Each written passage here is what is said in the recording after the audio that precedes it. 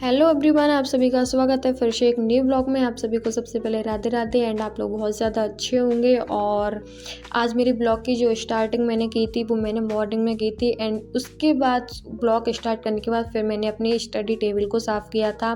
And study table को साफ़ करने के बाद अपने रूम को साफ़ किया था, जो कि मैं खुद ही करती हूँ। एंड रूम को साफ़ करने के बाद, सारा काम करने के बाद मैं नहा धोकर रेडी होती हूँ और थोड़ा सा भगवान जी की पूजा करती हूँ। उनका पूजा पाठ थोड़ा सा करने के बाद फिर मैं खाना खाती हूँ एंड खाना खाने के बाद मैं अपनी पढ़ाई करने बैठ जाती हूँ। एंड मैंने पढ़ाई में आज सबसे पहले अपनी पॉलिटी की क्लास ली थी और मैंने मैम से क्लास ली थी, तो मैम ने थोड़ा सा होमवर्क दिया था जो कि ट्राइफेड के बारे में था, जो गवर्नमेंट के द्वारा स्थापित की गई। तो इसके बारे में जानकारी लेनी थी कि ये क्या है, इसका क्या मतलब है, तो ये सारी चीज़ें थी। तो और इसमें क्या कि प्रमुख उद्देश्य क्या है इसके, तो ये बहुत सारी इसमें चीज़ें थी जानकारी करने के लिए, तो मैंने इसकी क्लास ली थी।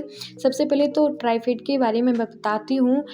इसकी जो स्थापना हुई थी वो बस 1987 में हुई थी और इसका मकसद है आदिवासी लोगों द्वारा जंगल से एकत्र किए या गए इनके द्वारा जो बनाए गए जो उत्पाद थे वो बाज़ारों में सही मूल्य प्रदान करना है। इनके जो द्वारा जो सामान बनाया गया था, जो भी उत्पाद किया गया था,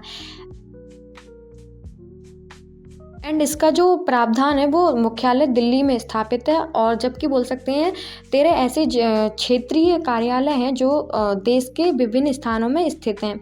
एंड उसके बाद है कि मुख्य उद्देश्य क्या है, जनजातीय उत्पादों के व्यापार को बढ़ाकर देश में जनजातीय लोगों का सामान आर्थिक विकास करना है। खास करके वे क्षेत्र जो आय के बड़े भाग में बोल सकते हैं अधिक निर्भर हैं, जैसे कि बोल सकते हैं धातु कला, तो ये सारी चीज़ें हैं। एंड वो और भी सारे 2-3 हैं, तो उन सब की है। एंड उसके बाद है कि इनके कार्य क्या है। यह मुख्यतः 2 कार्य का दायित्व लेता है, लघु वन उत्पाद MFP विकास, ये सारी चीज़ें हैं।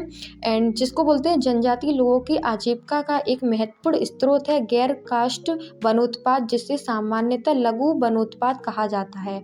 तो एंड उसके बाद था कि इसमें पौधीय मूल्य के सभी गैर कास्ट उत्पाद जो हैं शामिल हैं, जिसमें जैसे कि बोल सकते हैं बांस, बेल, चारा, पत्तियां, गम, बेस आदि बहुत सारी चीज़ें होती हैं। एंड उसके बाद मैंने अपनी आर्टिकल्स के जो नोट्स बनाए थे उनका रिवीजन किया था, जो कि था संयुक्त अधिवेशन।